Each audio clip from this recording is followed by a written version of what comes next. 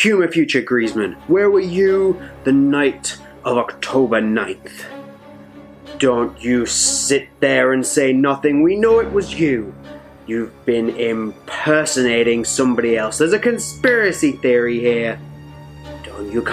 Don't just sit there and smile at me. Not gonna talk, eh? Yeah? You think you can just sit here? Well, we have ways of making you talk, Griezmann Puma Future. Say it! Tell me! You're impersonating the Future Anthem Pack, aren't you? Aren't you? We're not getting anything out of this one.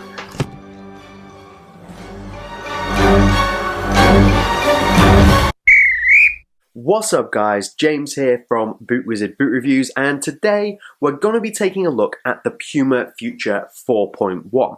Now we already have a review of the Future 4.1 up on the channel, but today I specifically want to look at the difference that's come up between the Puma Future Grizi Griezmann Special Edition boots and the original launch colorway, the Puma Anthem Pack.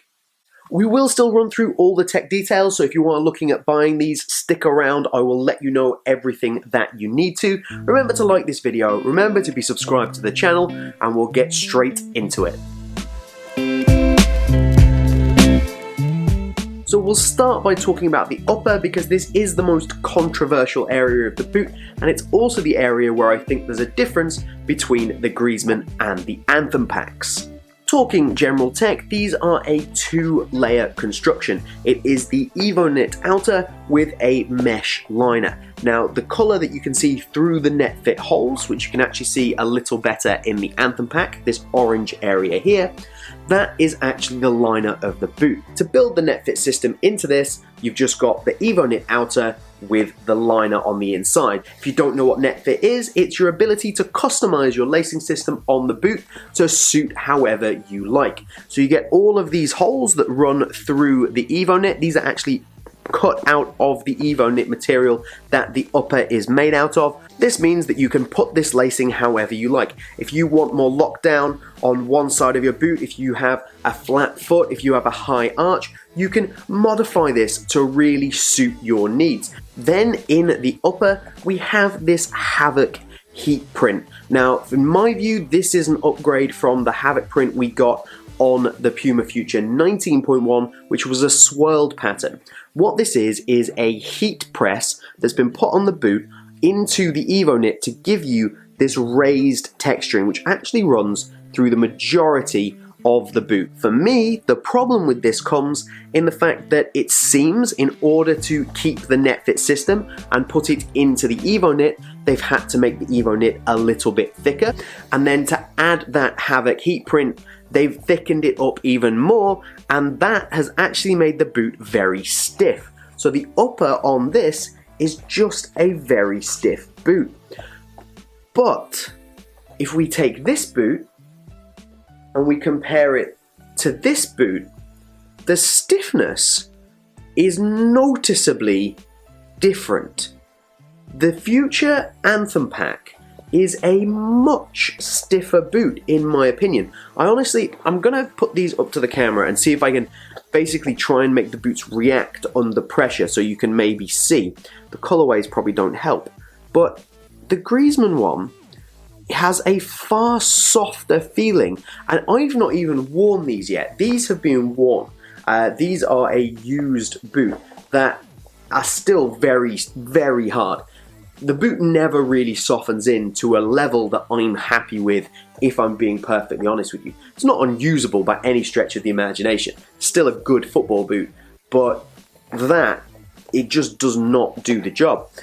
But comparing it to the Griezmann, it just seems softer, straight out of the box and in my hand. Like, it could be something to do with the dyeing process. So different dyes affect different materials differently. So you could find that dyeing a boot in somewhat of a bright Volt color softens the material up a little more than dyeing it in a grey color.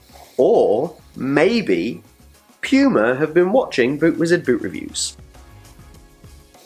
Okay, that's not likely, but pretty much everybody says that the upper on this boot is just too hard.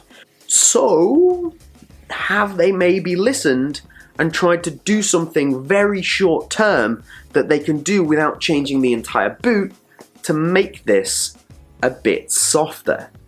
Honestly, that's probably just a bit of a conspiracy theory and a little bit far-fetched, because I think the chances of Puma being able to do that with their technology in place, with these boots, with how far ahead these are designed and made, it's unlikely that they've managed to make a change to the upper between the Anthem pack and this Griezmann anniversary pack. So it probably is the dye, or it's all in my head. Let me know down in the comments what you think.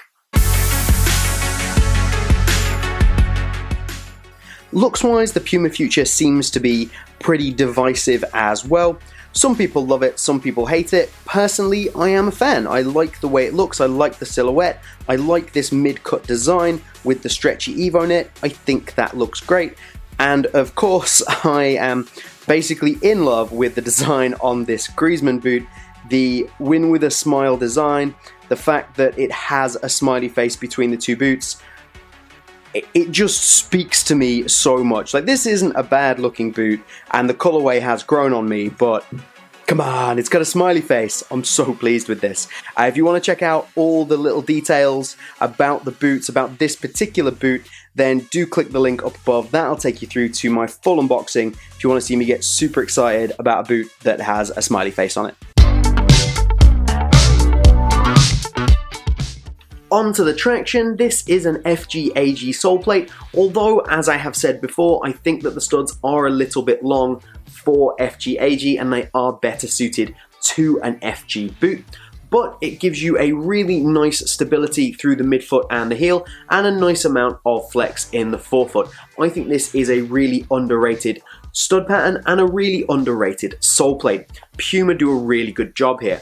It's not super aggressive, you still have a majority of conical studs, but they're quite low profile, you get good penetration in the ground, and then these bladed support studs do a really good job of basically giving you a little bit more aggression. Very impressed with the sole plate, very underrated, nothing to complain about apart from if you are going to play on AG, be aware that the studs, especially up in this front area here, are a little bit on the long side.